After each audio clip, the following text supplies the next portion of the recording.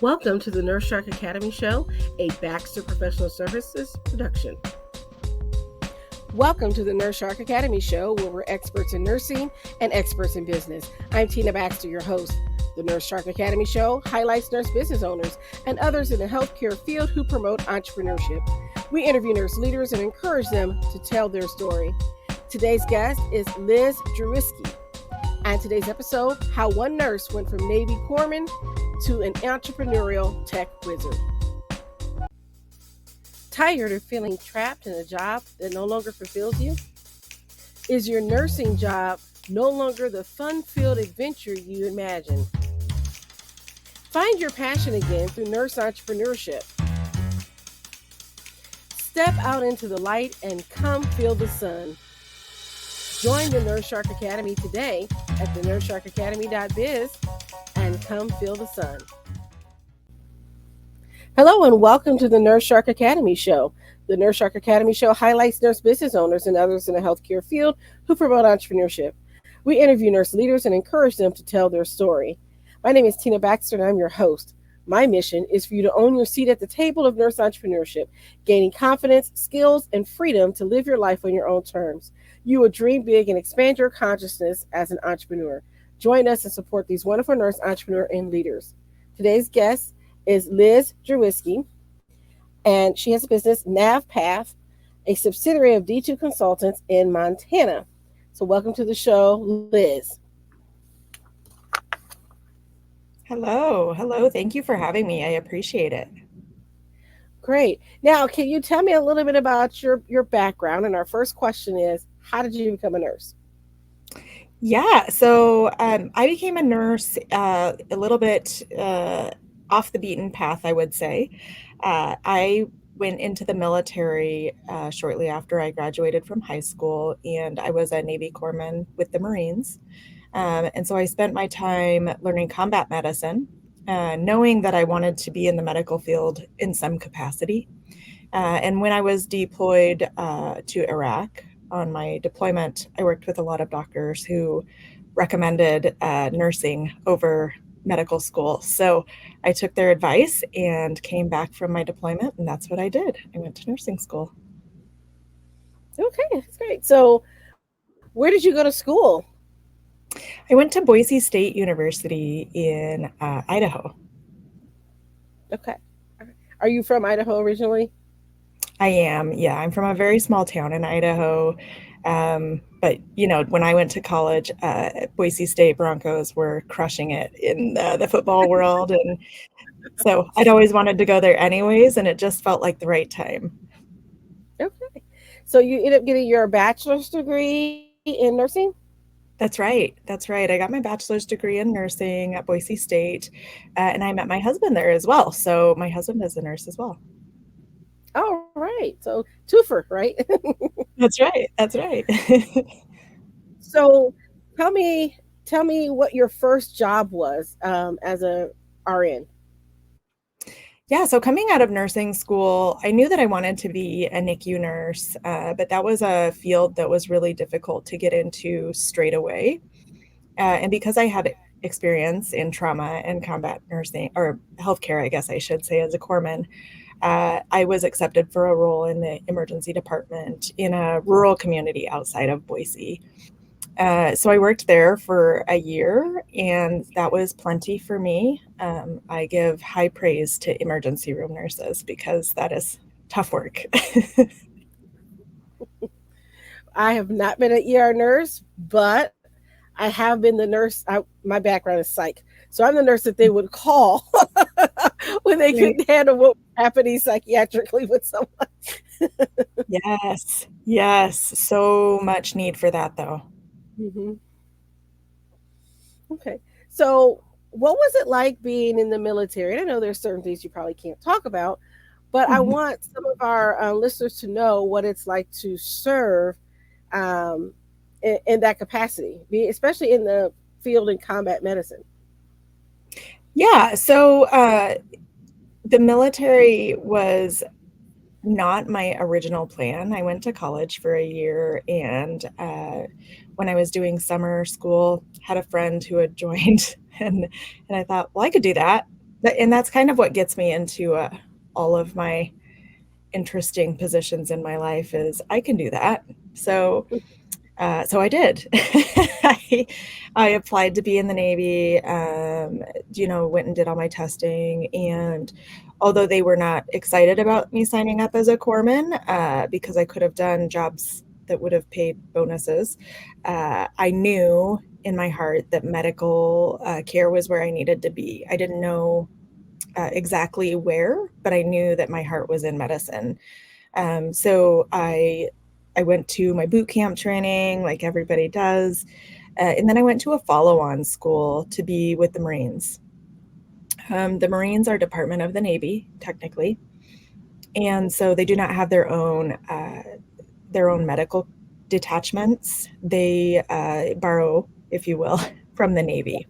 Yes. And so the Navy corpsmen will often train, do some additional training to be with the Marines, and that's what we call being a greenside corpsman.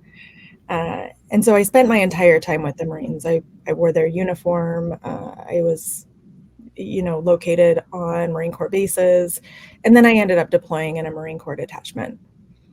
Um, and I will say that it was interesting because I got to do things in the military that I've never gotten to do since and will never get to do again. You really were you were allowed to do essentially whatever the providers were comfortable with letting you do. And so in a deployment zone, especially, they feel very comfortable once they get to know you, letting you do a lot more. And so, yeah, that's how I ended up in deployment. And then while I was there, I was in a shock trauma platoon. I had advanced pretty quickly in rank. I was an E5 by the time I went to Iraq. And so that was about 2.5 years after I had joined the military. And whoever thought it was a great idea for a 23-year-old to be in charge of 23 people, we did it. And I was too naive and dumb to realize how crazy it was. But I look back now and think, wow, that was a lot of responsibility. Well, I have to say, first of all, thank you for your service. Yeah. But they expect a lot, not just the military, but just in medical in general. We have a bad habit of throwing people out there before they're ready. And this is from a nurse that was just out of nursing school, fresh off for orientation. My first night, I was in orientation on second shift, and I was charge nurse on third shift. Yes. And Yeah. again, you look back and think, wow. Yes. Now that I know what I know, I can't figure out why that was a good idea. Yeah, my boss said, "Yeah, just call me. I'll come help you." She didn't answer her phone. I had three admissions, no unit secretary, and a CNA that could barely walk because her knees were so bad. And I was on the detox unit with three heavily detoxing patients by Oh, myself. wow. Yeah. And Yep. trial by fire, as I call it, is not ideal. But I think that we are finding ourselves in that position again in healthcare right now, where Yes. new graduates are coming out of school and uh, they're finding themselves in similar positions where you figure it out. You take what you've learned and you problem solve. Yep. Yep. I think I feel for some of the nurses that are coming out of school right now because especially ones that were trained during the pandemic because if you had finished your schooling right before the pandemic hit or were almost done, then you came out with a better appreciation and they just and here in Indiana they would basically say you can work as a graduate nurse and you don't have to take the NCLEX, we're just going to work you. And so they had this great experience, but they were kind of swallowed up by the hospitals, and so they had a lot of hands on. But it's the ones that were right behind them that because of the pandemic, they didn't get all that hands on. And so when they graduated, it was kind of like sink or swim, sink or swim. That's right. Yep. That's right. Yeah, it was during that time. I was in graduate school actually during all of that time in our nursing history.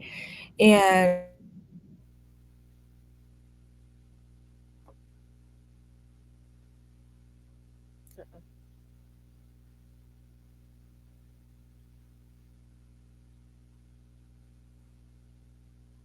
Are you there?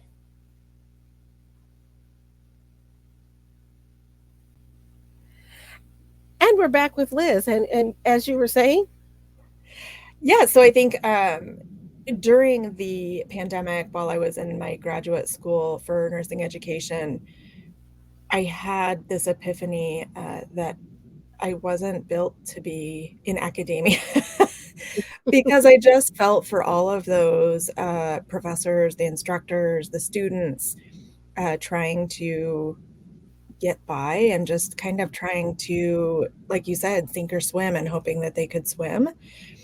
And I realized in that moment that academia was not the place for me. And so I stepped away from it. For the first time in my life, I quit something. okay. You know what? And I don't think of it as quitting. I think of it more as a pivot. That's right. That's right. And Yeah, we did a lot of that during the pandemic. you're right. Yeah, you're absolutely right. And I think it not only because of my understanding with myself that academia was not correct for me, but also because I was a mom working as a nurse during the pandemic, and a lot of concessions had to be made for all of us.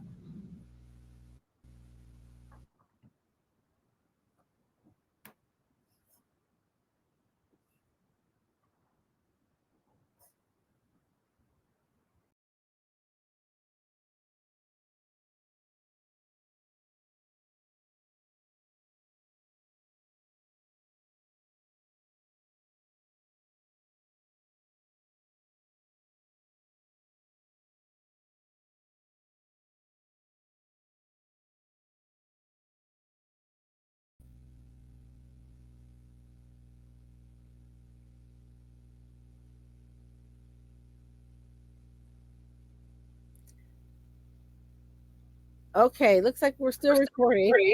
I apologize for those of you that are watching us on that will be watching us on YouTube and listening to this. We're having technical issues. There's an issue with Google, and so my internet has been going in and out for some reason. So I just wanted to apologize and let our listeners know that it is not Liz's fault. It is something going on with our show. So now we've taken off the background, and that seems to make it work better. So Okay, excellent. I love it. Yeah. So yeah, I think we're just talking about the fact that, we have made concessions over the past few years. And we're seeing that now in the entrepreneurial world of nursing as well, where some of us have decided to change healthcare for the better, but in a different way. I think so. I'm seeing that it's the pandemic has shown a light on some of the cracks that we've had in healthcare. Yeah. And unfortunately, right now, they're becoming chasms. But I think there's a bit of hope that these things will change, and that we're able to, help the nurses and all the rest of the staff and prevent the burnout that everybody's been talking about. And I just had a conversation with a colleague, and she's really beginning to feel the burnout. And I think for us, because we were in, we still worked in psychiatry. We were still working throughout the pandemic as well, but we got to work virtually. And I think just coming back from all of that and then going back into the office and all the stress of that and the stresses of the changes in the job and healthcare, I think it's just kind of finally catching up with us in those areas that we weren't front lines, meaning that we weren't there with the ventilators and all of that. But it's kind of like the compassion fatigue because we've had to deal with everybody else's stuff Yeah. in the Yeah. midst of all this. That's exactly right. I left the bedside inpatient nursing shortly before the pandemic. I was in NICU nursing, high acuity, and hearing the stories from my friends who were working in high acuity NICU, and then those who were still working critical care and intensive care, they were experiencing obviously intense nursing, as Mhm. we all saw. But I think there were some of those. Or some of us out there who were not at the front lines. We weren't we weren't in the thick of it, but we were still experiencing the hardships that went along with it, just in a different way. And it tended to be in that emotional compassion fatigue sense rather than the boots on the ground heavy lifting. Yeah. I think people forget that those of us that maybe weren't in long term care, because they also had to suffer through a lot too. Yes. Um, but those of us that were on the outpatient side, we had to deal with the uncertainty because we had patients that didn't want to come into the office who needed to be. I had a patient that actually died from gallbladder disease because he just would not go get checked out. He just refused to have surgery because he was afraid of COVID and he wouldn't go to the hospital. And he thought he might have had cancer because they didn't know what it was, and his mental illness played a part in it. But he just decided if it was his time to go, he was just going to go because he was too afraid to go to the hospital. And dealing with that type of stuff for several years, and then now coming out of it, and then you've got all these other stuff with the pandemic, I mean, with the political system and inflation and possible recession, all those pressures. I think as a country, we've been really dealing with a lot of that and reeling from it. And so I think we're going to have a second wave of the burnout and the fatigue that's going to be coming in because of it, because we're still not all the way there. It's sort of like every time we turn around, there's some other boogeyman on the horizon, unfortunately. I like that. Yeah. Yeah, I think it's interesting because as I've said a lot lately to just colleagues and peers, that we aren't experiencing a nurse. There's not a shortage of nurses. We keep hearing about the nurse shortage, and I think that it's important for us to remember that it's not a nursing shortage. It's a shortage of nurses who are working in the healthcare system right now, and there's a big difference. Yes, it's a big misnomer. Mhm, Yeah, mhm. yeah. I think we have a shortage of nurses that are willing to put up with the BS, basically. That's exactly what I've actually said. I'm afraid to swear on your show, though, because I am a sailor, you guys. Well, I had one other guest, and I just marked the show explicit when that happens.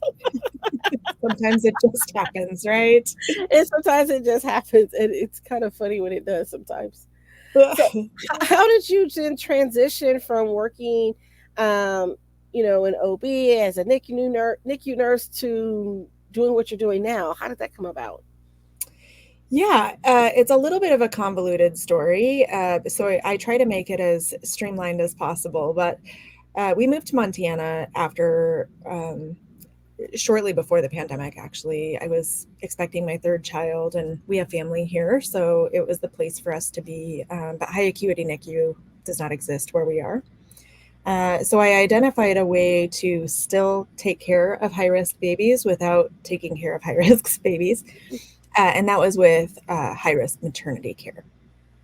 So maternal fetal medicine became my passion, and just identifying where that upstream chasm was. As you mentioned, there are these chasms, and where the gap was between finding out that somebody has a high risk baby or potentially has a high risk pregnancy, and then what happens between that point and when they deliver.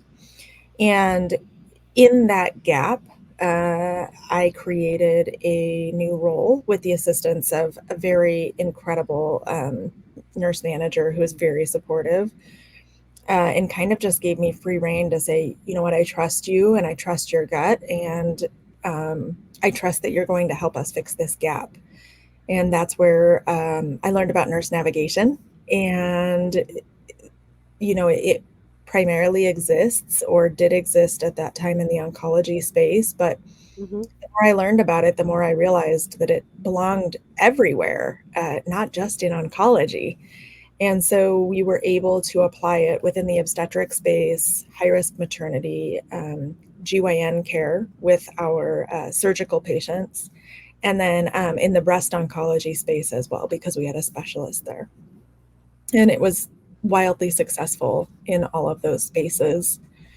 But speaking of the compassion fatigue and everything that had gone along with the years previous, I was offered a job in a software company, of all things, and stepped away from the bedside for a couple of years. And in working for that software company, I learned operations and really advanced on my leadership experiences. And leaving that role, I realized that it was time for me to start my own business. Oh, that's wonderful. That's wonderful. And so tell me about your current business and what you're doing with NavPath. Yeah, so NavPath is an organization that specializes in nurse navigation. Nurse navigation is a practice of patient care where the nurses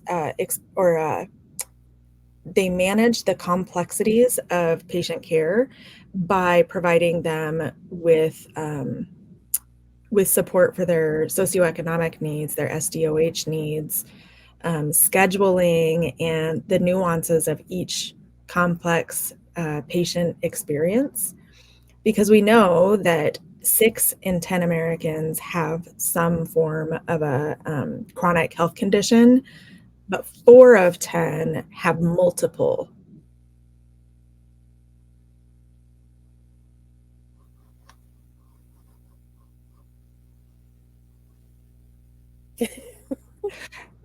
The fun thing is that it's going to be like a guessing game for the people watching. Like, which background's going to be up next? Yes.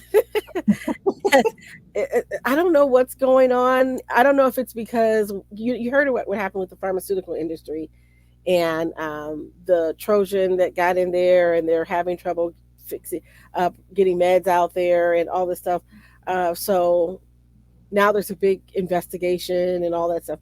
So I'm like, is there some sort of sabotage going on? What's happening? It does keep saying that Chrome is having problems. So Yes. Okay. So you're on Chrome too. Yeah.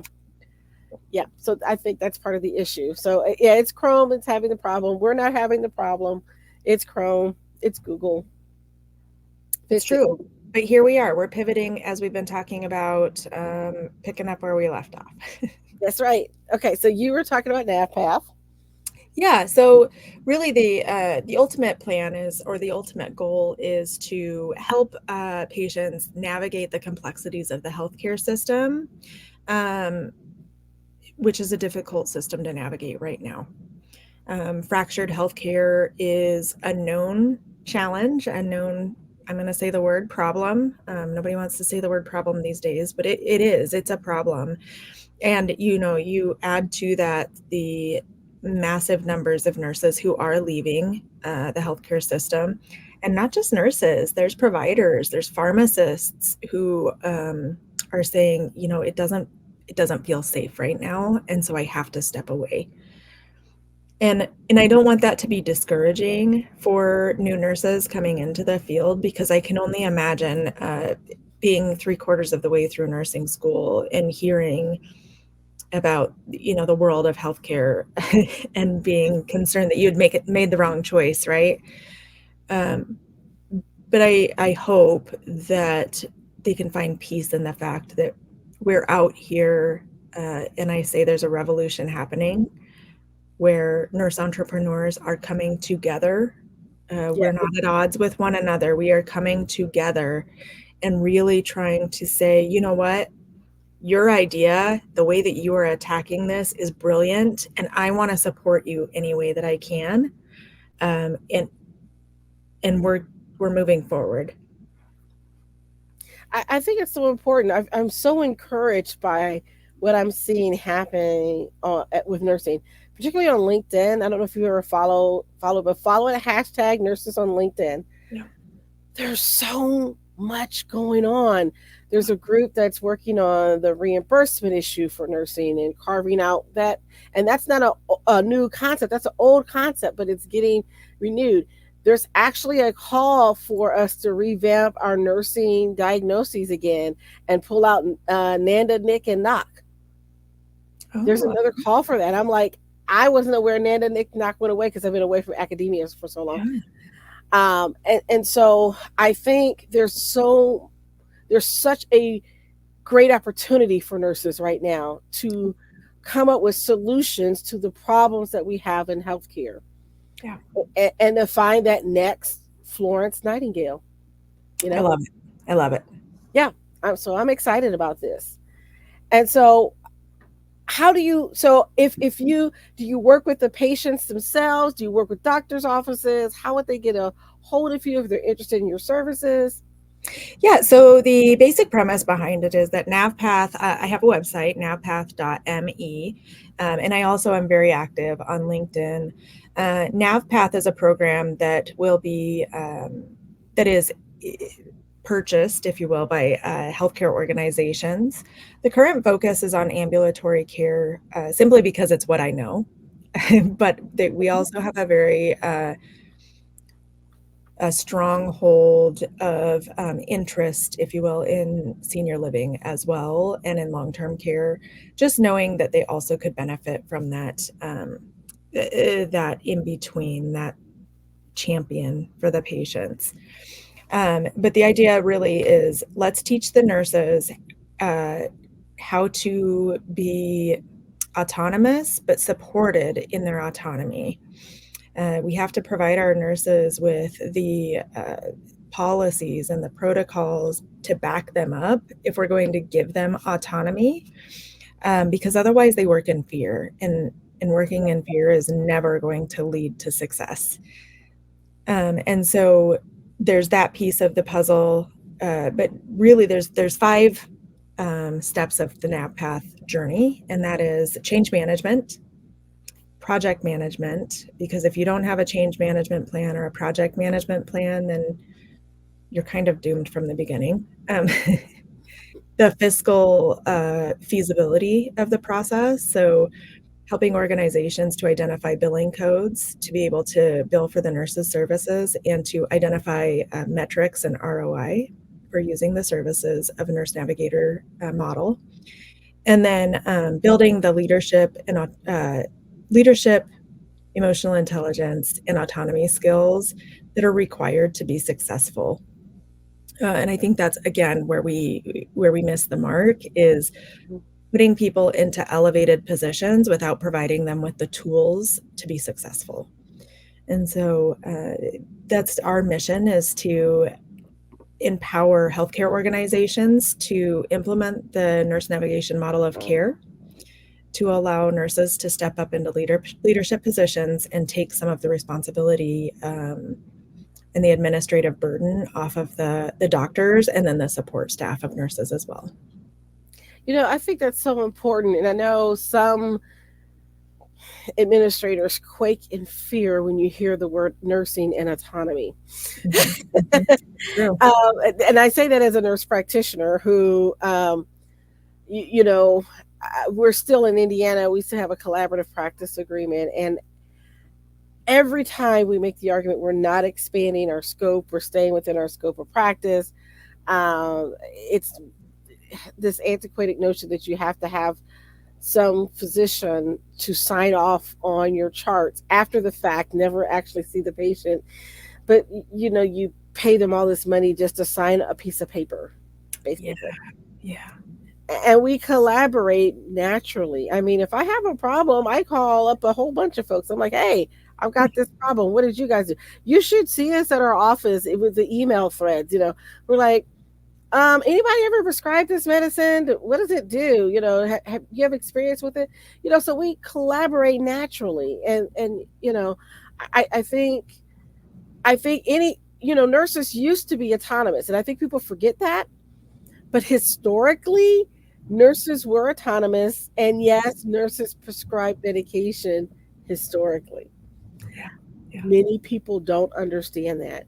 And so we've changed to having these medical silos, and I don't think it works for anyone to do that. We Agreed. need to learn how to work better together collaboratively. I mean, yes, what the physicians do is very important and they bring in a level of expertise. But that doesn't mean that because their level of expertise is different, that it is even more value than what the expertise of the nurse would bring. Because I guarantee you, you can do the surgery, but if you leave them there by themselves, they're going to die. That's true. The surgeon does the cutting, but the nurse keeps you alive, right? Because It's if true. you're not watching what's happening, you're going to go south. It's true. It's interesting because I think something that I've come across many times is a concern over the use of nurse-led care, nurse-led patient care and outcomes. And I think it's important to specify that nurse-led does not mean nurse-owned. There's a big difference, right? So allowing the nurse to have the autonomy to know what their guardrails are and what their boundaries are because they are protected by documents is a lot different than saying you can go do what you need to do and I trust you. There's a really big difference. And something that I hear a lot is, I want to protect my license.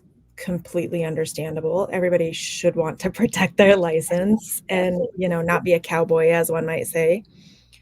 Um, but a lot of people don't know what their scope is, right? We talk about the nursing scope and not working outside of our scope, but a lot of people don't know what that actually means.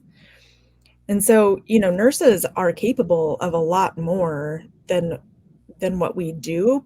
And some of that's out of fear, not only by the nurses, but also by the providers who think, I don't want to push them to do more than they can or than they should.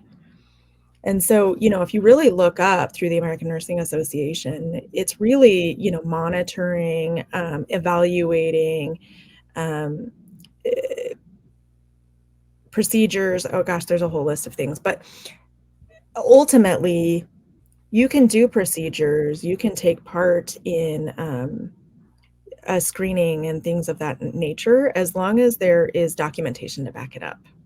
Precisely. And so an example I might give is when we were implementing the nurse navigation role in the obstetric world, um, we were trying to identify the best way to receive that fiscal feasibility. You have to be mindful of the bottom line. Nobody likes to talk about it, but ultimately, if the healthcare organization can't make money, then it will fail to exist. And so by creating an opportunity for us nurses, there were two of us, to listen to Doppler heart tones on patients at 32 weeks, which is a sweet spot in pregnancy for the most part. Patients who are high risk have already been receiving regular ultrasounds through maternal fetal medicine. We would collect or connect them to non-stress tests, monitoring if we needed to, which nurses are in fact allowed to monitor. Mm-hmm. And then for the lower risk patients, we would just do Doppler heart tones. And if anything came up that was of concern, we had very clear parameters in our protocol that allowed us to reach out to a provider. But as long as everything fell within the parameters, we were allowed to do our educational session and listen to Doppler heart tones and allow the patient to be on their way. This was not a replacement visit. Nobody was trying to replace a doctor's care, but our goal was to supplement the care that they were receiving from their providers. And we found that to be overwhelmingly the case. Well, if you would think about it, that only would make sense, that you would have that collaborative piece where, yes, the provider is writing the prescriptions and managing the care and the day to day, this is what we should see happen. But that interim time, that piece where things can go wrong, wouldn't you not want someone to kind of be monitoring the situation and say, hey, we have a potential problem here so we can avert it from becoming a crisis? I think if we look at it that way, one, it would make it to where others would understand it. And I think that should be the standard of care, right? That you have those extra eyes and ears. And I think being a nurse navigator would probably be one of the most important things because I don't know about you, but having my husband had a kidney transplant, and I thank the Lord for his nurse navigators because I didn't have the time to track down this or that.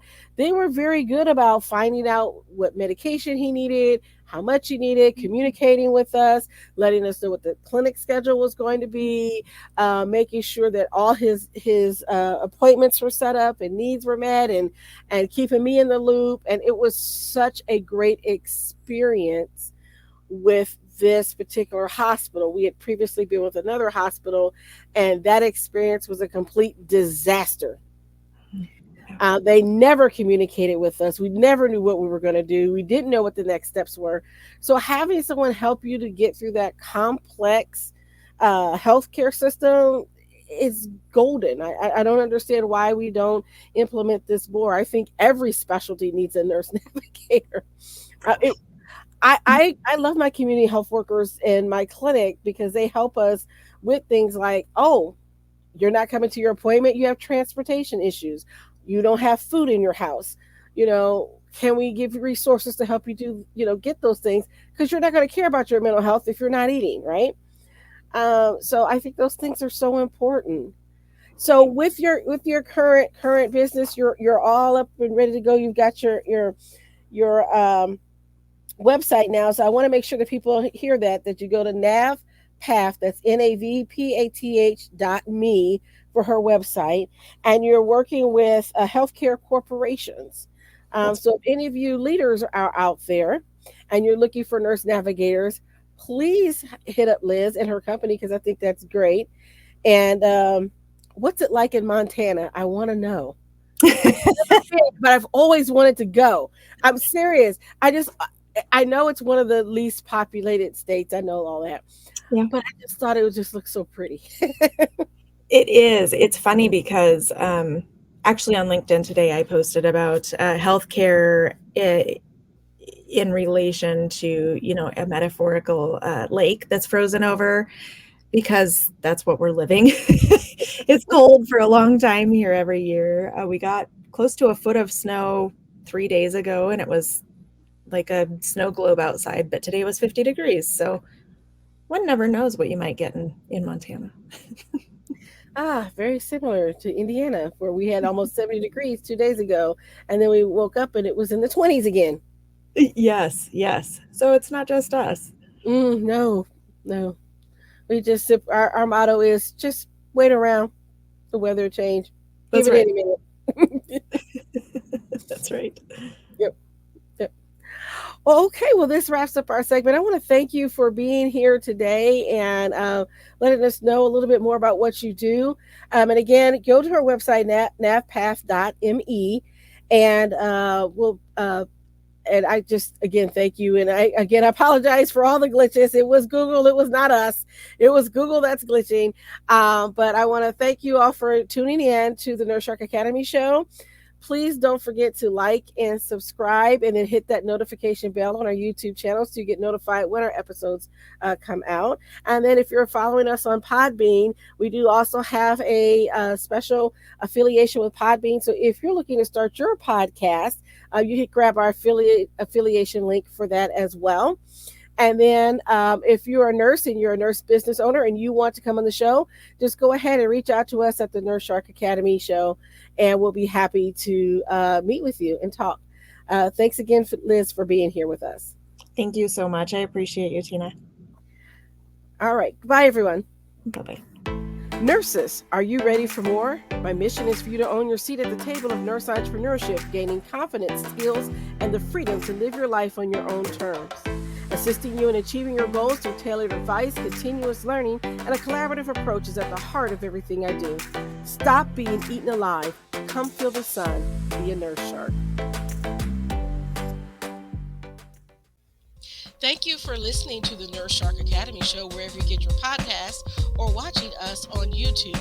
Don't forget to like and subscribe, and don't forget to hit the notification bell so that you'll know when all of our episodes come out. If you want further information, you can contact us on the NurseSharkAcademy.biz.